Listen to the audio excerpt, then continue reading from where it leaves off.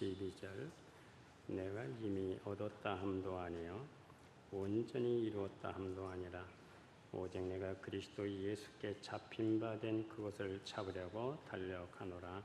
형제들아, 나는 아직 내가 잡은 줄로 여기지 아니하고 오직 한 일, 즉 뒤에 있는 것은 잊어버리고 앞에 있는 것을 잡으려고 표대를 향하여 그리스도 예수 안에서 하나님이 위에서 부르신 부름의 상을 위하여 달려가노라. 그러므로 누구든지 우리 온전히 이룬 자들은 이같이 생각할지니 만일 어떤 일에 너희가 달리 생각하면 하나님이 이것도 너희에게 나타내시리라. 오직 우리가 어디까지 이르렀든지 그대로 행할 것이라. 아멘. 제가 고등학교 다닐 무렵에 그때는 이 베트남 전쟁이 아주 한창이었습니다. 이 월남 전쟁, 이 베트남 전쟁은 1964년에 시작이 돼서 10년간 1975년도까지 그 전쟁을 치룬 그러한 월남 전쟁입니다. 우리나라도 이 박정권 시절에 1965년부터 1971년 그러니까 6년 동안 약 32만 명이 그 베트남에 그 파병이 되어 있습니다. 우리가 잘 아는 대로 맹호부대, 또 백마부대, 또 비둘기 부대가 파견이 됐습니다. 이렇게 이제 내일 이제 인천항을 출발하게 되면 각 학교로 이제 공문이 내려오게 됩니다.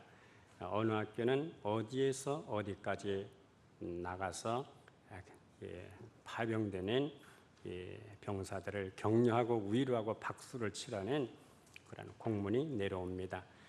이제 내일 인천항을 출발하게 된다면은 이제 광화문부터 이 시청까지 이제 파병된 그 병사들이 이제 시가 행진을 했습니다. 그래서 저도 나가서 박수를 치고 그랬던 기억이 납니다.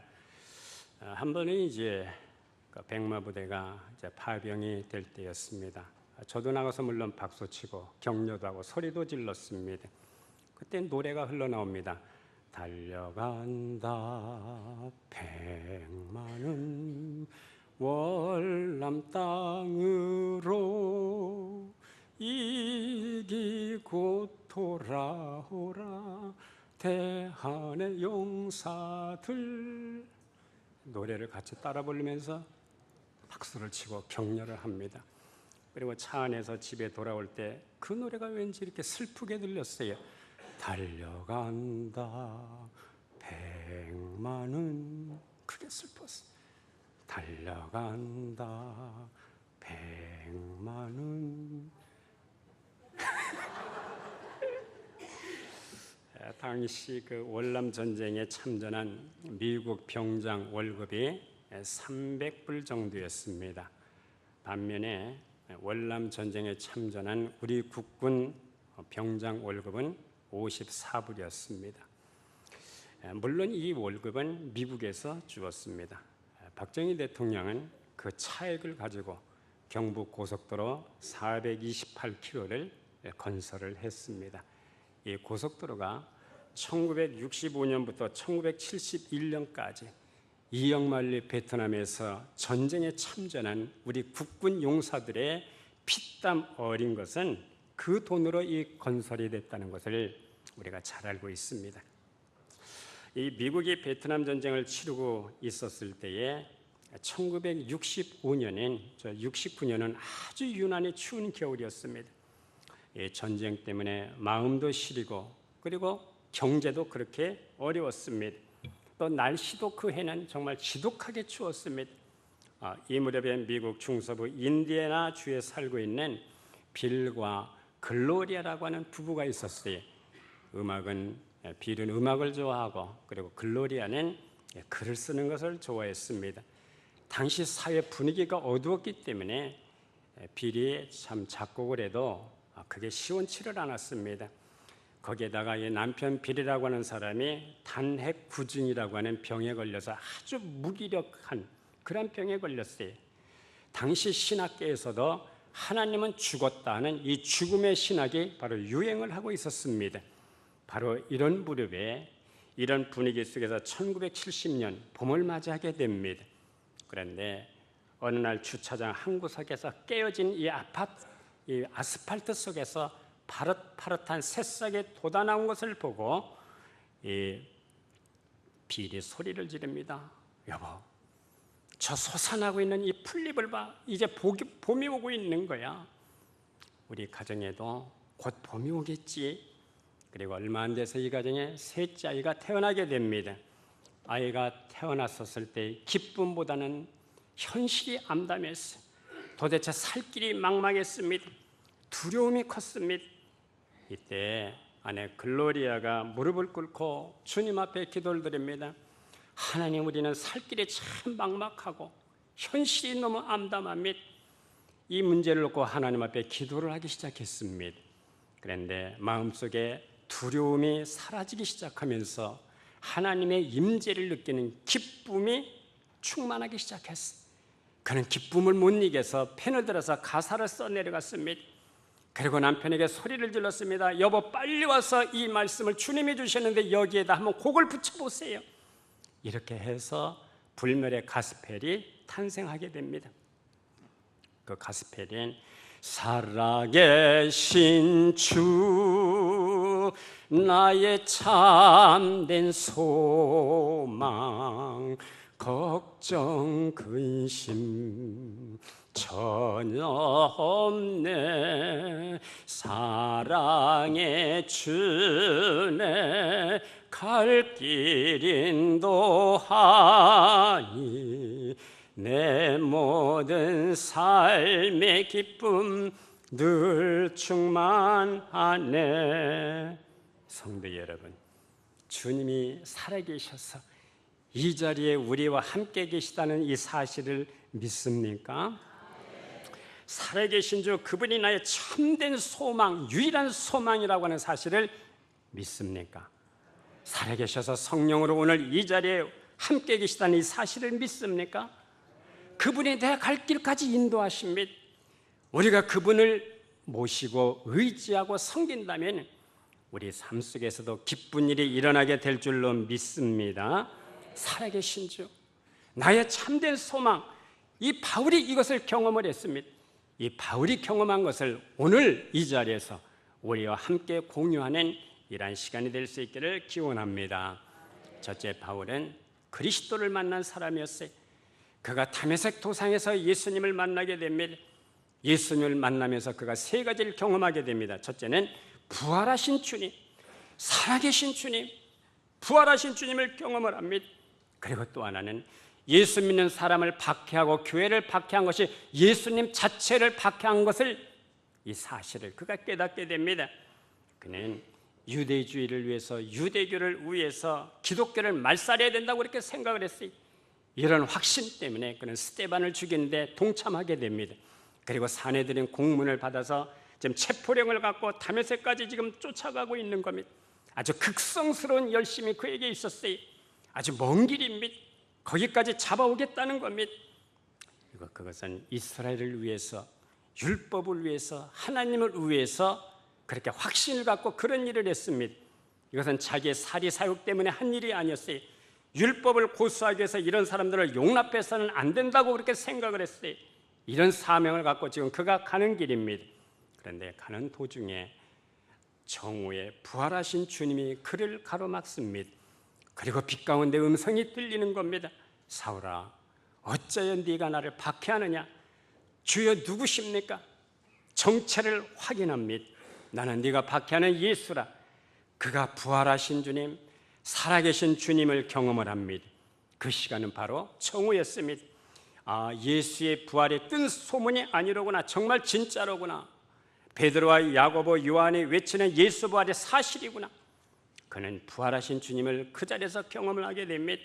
그리고 또 하나는 예수님 자신과 교회를 동일시한다는 겁니다. 바울이 박해한 것은 예수 믿는 사람이었어요. 그러나 예수 믿는 사람을 박해한 것은 바로 주님을 박해한다는 것을 그가 깨닫게 됩니다. 그리고 또 하나는 하나님께서 바울을 전적으로 부르셨습니다. 내가 나를 위해서 앞으로 할 일이 있다. 그래서 그가 교회를 박해하던 사람이 뒤집어져서 이제는 교회를 세우게 되는 그러한 사람이 됩니다. 이것이 바로 바울의 회심 사건 첫 번째 사건입니다. 이것이 바울이 예수 그리스도를 만난 사건입니다. 이 사건을 통해서 그가 예수 안으로 들어오게 됩니다. 그래서 기절기절마다 그의 신학의 핵심은 예수 그리스도 안, 인 크라이스트입니다. 여러분, 예수 안이 무슨 뜻입니까? 인 크라이스트라고 하는 무슨 뜻입니까? 예수 안의 삶이라고 하는 것은 예수가 없이는 삶이 불가능해지는 그런 삶을 얘기하는 겁니다. 우리 모두 예수 안에서 생활할 수 있기를 주의 이름으로 기원합니다. 이것이 바울의 회심이고 첫 번째 사건입니다. 인간은 예수 그리스도를 만나야 삶의 의미가 부여되는 겁니다. 그리스도를 만나야 의미가 새로워지는 겁니다. 하나님 앞에 붙잡혀야 그 순간부터 의미가 바뀌어지는 겁니다. 모세가 하나님을 만난 때가 80세였어요. 바로의 궁전에서 40년, 미디안 광야에서 40년. 어쩌면 이대로 장인 어른 이대로의 양을 치다가 이대로 끝날 수가 있습니다. 그런데 호렙산에서 그가 하나님을 만나게 됩니다. 이 순간부터 역사의 의미가 바뀌게 됩니다. 과거 80년의 세월이 바로 새로운 의미를 갖게 되는 겁니다. 오늘이 있기 위해서 과거 80년이라고 하는 세월이 있었다, 이렇게 의미가 변하게 되는 겁니다. 하나님께서 모세를 통해서 이스라엘을 구원해 내십니다. 바울이 예수님을 만났습니다. 그래서 자기의 정체성을 알게 됩니다. 자기의 사명도 깨닫게 됩니다. 그리고 남은 운명을 어떻게 살아가야 될지를 알게 됩니다.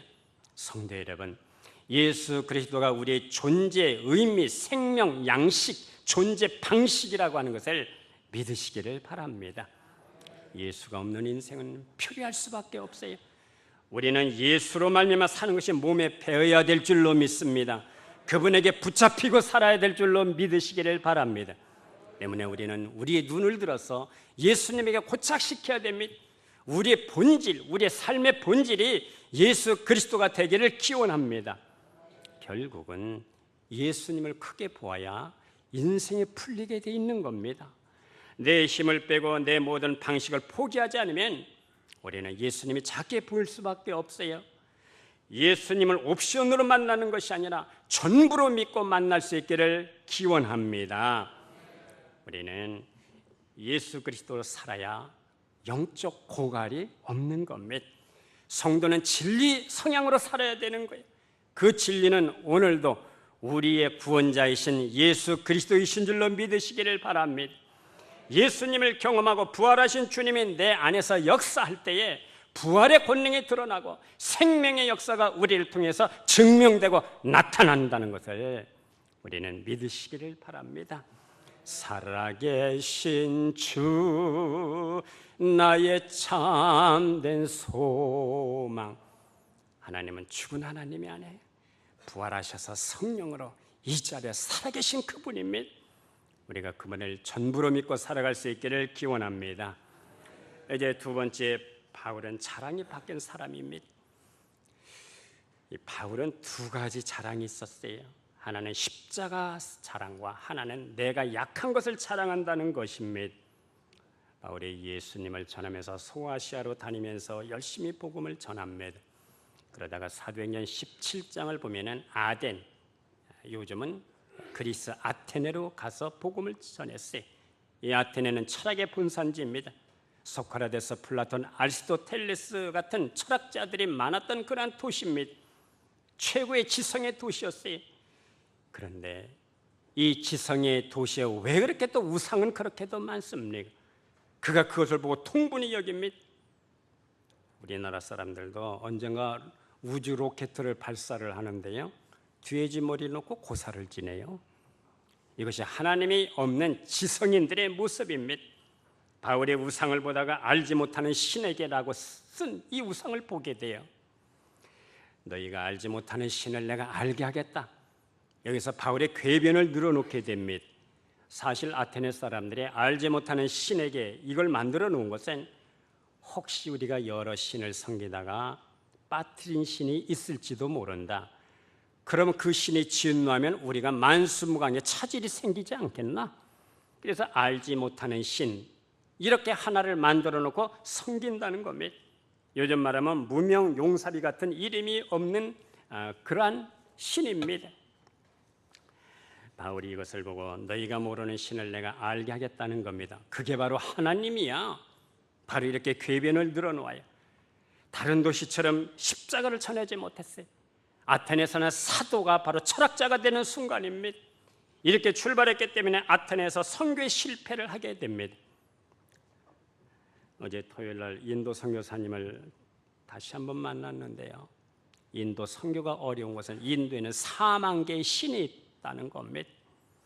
하나님만이 오직 유일한 신, 진리의 길이고 생명의 길이다, 이것을 믿지 않는다는 겁니다.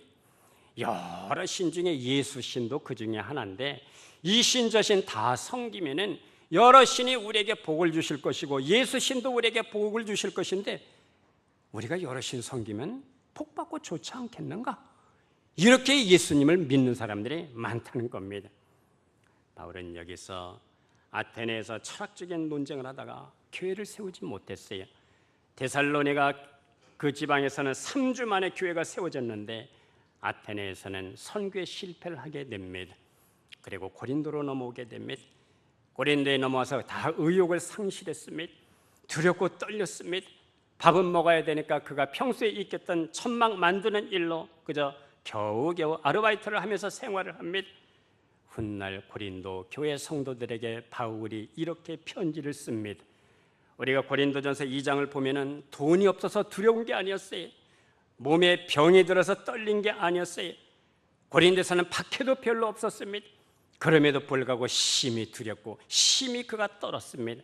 그 이유를 한번 고린도전서 2장 2절에서 5절까지 한번 우리가 읽어봅니다. 다 같이. 내가 너희 중에서 예수 그리스도와 그의 십자가에 못 박힌 것 외에는 아무것도 알지 아니하기로 작정하였습니다. 내가 너희 가운데 거할 때 약하고 두려워하고 심히 떨었노라. 내 말과 내 전도함에 설득력 있는 지혜의 말로 하지 아니하고 다만 성령의 나타남과 능력으로 하여 너희 믿음이 사람의 지혜에 있지 아니하고 다만 하나님의 능력에 있게 하려 하였노라. 아멘. 내 말과 지혜의 말로 하지 않겠다, 이 말은 수사학으로 전도하지 않겠다는 겁니다. 수사학의 뿌리는 아리스토텔레스입니다. 지혜가 뭡니까? 철학을 뭐라고 말합니까? 철학을 필로스피라고 얘기를 합니다. 필로라고 하는 말은 바로 사랑이라는 말이고 소피라고 하는 말은 지혜라는 뜻이, 지혜를 사랑한다, 이게 바로 철학입니다. 그래서 지혜를 버렸다는 말은 철학을 버렸다는 거예요. 전도할 때 수사학을 버렸다는 겁니다. 이제는 다만 그리스도와 그분의 십자가 외에는 내가 알지 않기로 작정을 했다는 겁니다. 성령의 나타나심만 그렇게 갈망하겠다는 겁니다. 바울에게 이런 대포기가 있었습니다. 이것이 바로 바울의 두 번째 중생입니다. 우리는 대포기, 잃어버림, 내려놓음, 더 내려옴이 있을 때 우리 속에서 부활의 권능의 생명이 나타나게 될 줄로 믿으시기를 바랍니다. 그럴 때 하나님의 성분이 나타나는 거예요. 거기에 그리스도의 기능이 우리를 통해서 드러나게 되는 겁니다. 우리가 갈라디아서 6장 14절에 보면 바울이 이렇게 고백을 합니다. 다 같이 읽어봅니다. 그러나 내게는 우리 주 예수 그리스도의 십자가 외에 결코 자랑할 것이 없으니 그리스도로 말미암아 세상이 나를 대하여 십자가에 못 박히고 내가 또한 세상을 대하여 그러하니라. 아멘. 나도 세상도 십자가에 못 박혔다는 겁니다. 나는 십자가 외에는 자랑할 것이 없어. 십자가가 처음이요 마지막이요 알파와 오메가라는 겁니다. 자랑이 무엇입니까? 자랑이라고 하는 것이 기쁨의 근거가 됩니다. 내 마음에 기쁨이 있다면, 보람과 긍지가 있다면 바로 그것이 자랑입니다.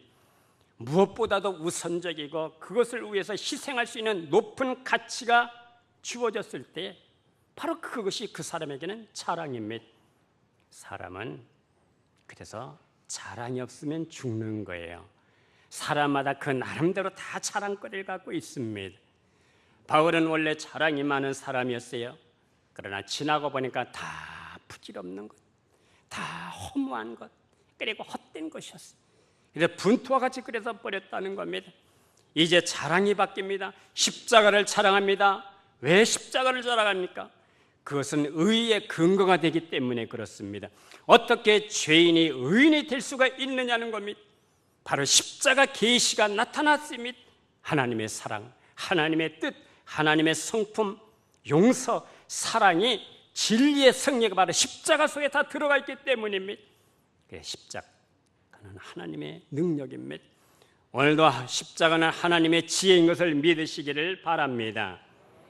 그리고 바울의 자랑은 약한 것을 자랑했어. 우리가 고린도서 12장 9절에서 10절 보면은 이렇게 자랑을 합니다. 다 같이 한번 읽어봅니다. 나에게 이르기를 이는 내 능력이 약한 데서 온전하여 짐이라 하신지라. 그러므로 도리어 크게 기뻐함으로 나의 여러 약한 것들에 대하여 자랑하리니 이는 그리스도의 능력이 내게 머물게 하려 함이라. 그러므로 내가 그리스도를 위해서 약한 것들과 능력과 궁핍과 핍박과 곤란을 기뻐하노니 이는 내가 약할 그때에 곧 강함이니라. 아멘. 내가 약할 때에 내가 하나님을 더 의지했더니 그리스도의 능력이 내게 머물게 되더라 하는 겁니다. 할렐루야. 바울은 십자가를 자랑하고 자기의 여러 약함을 자랑했어요. 약한 게 한두 가지가 아닙니다. 여러 가지 약한 것을 자랑했습니다. 십자가가 하나님의 능력이요, 내가 오늘 강해지고 내가 오늘 견고하게 설 수 있을 수 있는 유일한 비결은 내가 약할 그때 극도로 하나님을 갈망하고 극도로 그분의 은혜를 사모하고 극도로 하나님을 바라볼 때에 그리스도의 능력이 내게 임하여 그분의 것이 나타나게 되더라는 겁니다. 할렐루야. 극도로 하나님을 갈망해 보세요. 극도로 그분의 은혜를 한번 사모해 보세요. 하늘문이 열리는 것을 경험하게 될 줄로 믿습니다.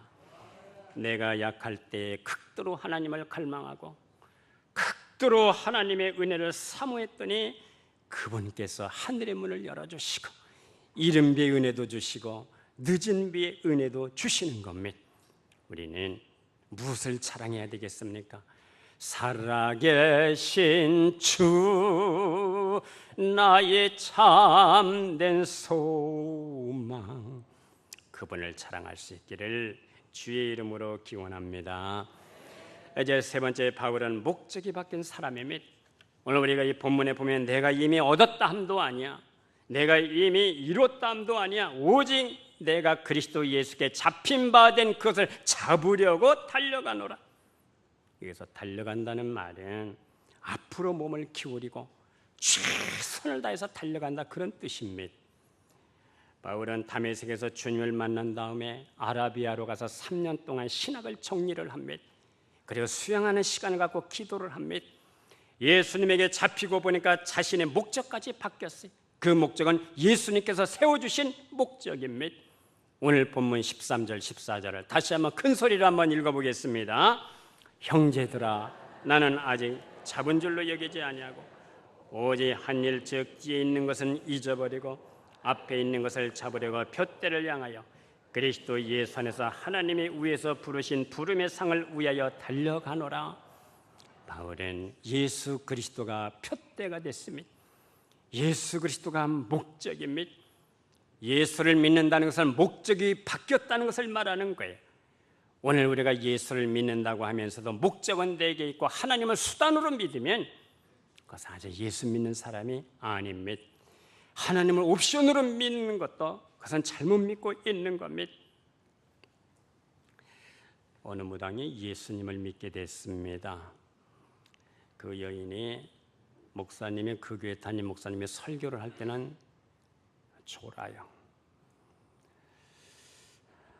그리고 설교가 끝나고 막 찬송을 부르면은 또 잠을 깨서 또 찬송을 또 크게 부릅니다. 설교를 할 때마다 졸아요. 저도 옛날에는 조는 사람 다 뭐라고 했는데 요즘에는 안 그런다고 그랬어요. 왜? 조는 사람은 절대 교회를 떠나는 법이 없어요.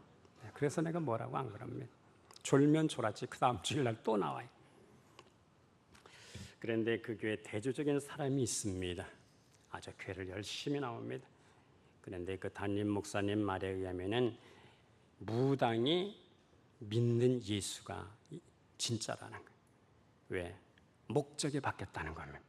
하나님을 목적으로 삼고 나온다는 겁니다. 아직 무당기가 덜 빠졌지만은 그래도 목적이 바뀌었다는 거예요.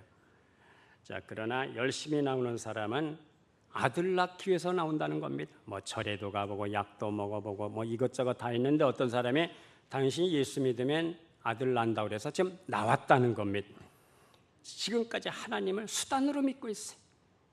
아들 못 낳으면 언제 또 떠날지 몰라요. 아직 목적이 안 바뀌었습니다. 성도 여러분, 예수를 믿는다는 것은 목적이 바뀌는 걸 얘기하는 겁니다. 할렐루야. 목적이 바뀌지 않은 것은 아직 예수를 믿는 사람이 아닙니다. 오늘 우리가 이 본문 12절에 보면 좀 더 깊은 말씀을 하고 있습니다. 내가 이미 얻었다 함도 아니고 온전히 이루었다 함도 아니다. 오직 내가 예수 그리스도께 잡힌 바 된 것을 잡으려고 달려가노라. 온전히 이루었다는 이 말은 텔레이 오마이라고 하는 말은 이 말은 완성되다, 바로 그런 뜻입니다. 성숙한 제자가 돼서 하나님께서 너 오늘 죽어라, 언제든지 순교할 수 있는 준비가 되었다, 바로 그런 의미입니다. 그가 스데반의 설교를 듣고 보고 순교를 보면서 천사의 얼굴로 죽는 것을 보면서 스데반이야말로 완성된 제자로구나, 그것을 깨닫게 됐는데 나는 아직 그런 경지까지 도달하지 못했다 하는 겁니다. 내가 이미 그래서 얻었다 함도 아니야, 스데반처럼 온전히 이루었다 함도 아니야. 다만 그리스도에게 잡힌 바 된 그것을 잡으려고 지금 달려가고 있는 중이라는 겁니다. 할렐루야. 그러면 푯대가 바뀐 사람, 목적이 바뀐 사람은 어떻게 살아가야 되겠습니까? 오늘 본문에서 두 가지를 얘기합니다. 첫째는 뒤에 있는 것을 잊어버려야 됩니다. 두 번째로는 상을 위해서 앞으로 전진하는 달려감이 있어야 됩니다. 어떤 사람은 잊어버려야 되는데 안 잊어버려져서 괴로워요. 10년 전에 있었던 일을 아직도 잊지 못해서 괴로움을 당하는 그런 사람이 있어요. 잊어버려야 될 추억들은 잊어버리는 게 좋습니다. 어느 사람이 담배를 끊고 예수를 믿게 됐습니다. 그런데 어느 날 담배 피는 사람 옆에 서 있다가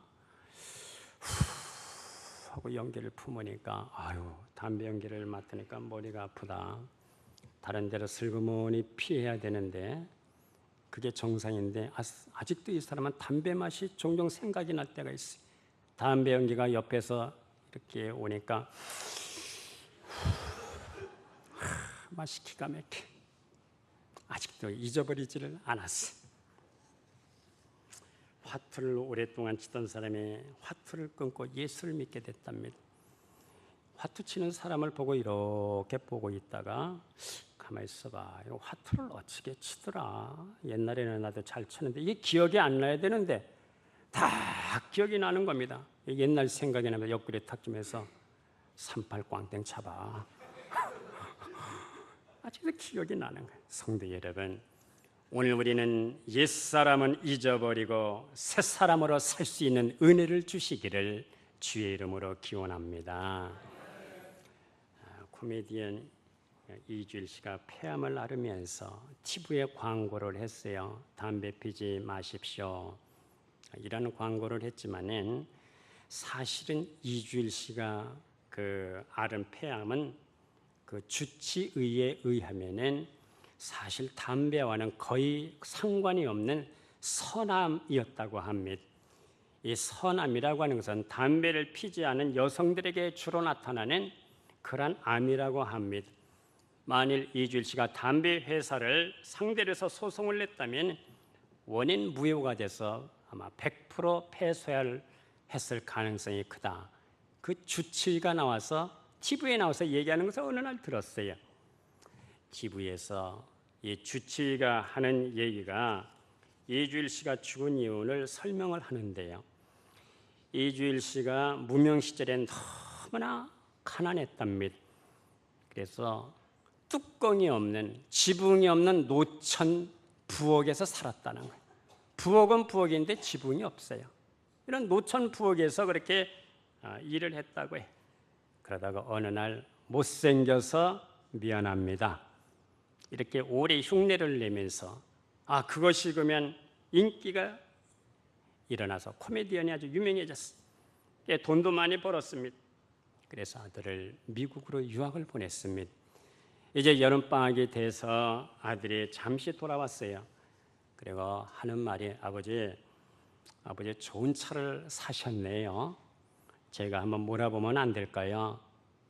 열쇠를 좀 빌려주세요. 그랬더니 야 임마, 학생이 무슨 벤츠야? 그 차가 벤츠였답니다. 그래서 열쇠를 안 줬대요. 그날 밤 아들이 술을 먹고 아버지가 잠든 사이에 열쇠를 훔쳐다가 아버지 몰래 차를 끌고 나갔어요. 그리고 주치운전을 하다가 그만 충돌 사고가 일어나서 그 자리에서 죽었다는 겁니다.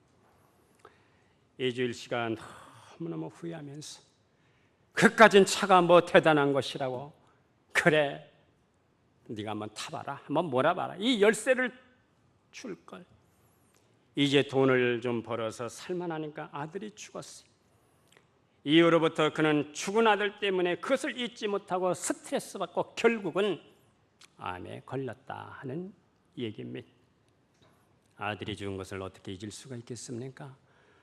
오늘 바울은 말합니다. 뒤에는 부끄러운 과거, 예수 믿고 보니까 자랑 같지도 않은 자랑, 히브리인 중에 히브리인, 가말리엘 문화생, 율법으로는 바리새인, 율법의 의로는 흠이 없는 자, 베냐민 집파, 다 부질없는 자랑거리였어요. 과거에 예수 믿는 사람을 박해하고 잔해했던 일, 이 부끄러운 과거를 이제는 치료하고 앞에 있는 표대를 향해서 예수 그리스도께서 우리에게 주신 이 사명을, 부름의 상을 위해서 달려간다는 겁니다. 하늘의 상을 위해서 우리도 함께 전진하는 우리의 삶이 될 수 있기를 기원합니다. 성도 여러분, 예수 그리스도는 선택의 문제가 아닙니다.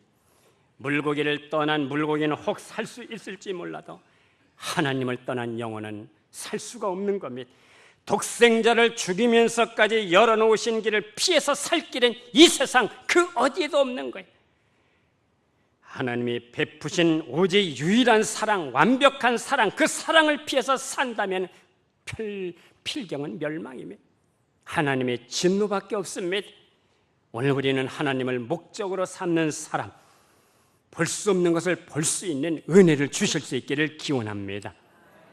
하나님께서 우리를 파트너로 삼아 주시기를 원합니다. 내가 품을 수 없는 사람도 그리스도의 심장을 우리에게 주셔서 품을 수 있는 사람으로 살아갈 수 있기를 기원합니다. 하나님을 목적으로 삼는 사람은 그분이 주시는 은혜로 목매이는 찬양을 드릴 수가 있어요. 우리가 예배 시간 때마다 목매이는 예배를 드릴 수가 있어요. 목매이는 감사를 할 수가 있는 겁니다. 그분이 주시는 생명적이고 역동적인 삶을 우리가 살아갈 수가 있습니다. 우리 다 같이 한번 불러볼까요? 살아계신 주, 나의 참된 소망, 걱정 근심 전혀 없네. 사랑의 주내 갈 길 인도하, 내 모든 삶의 기쁨 늘 충만하네. 기도하겠습니다.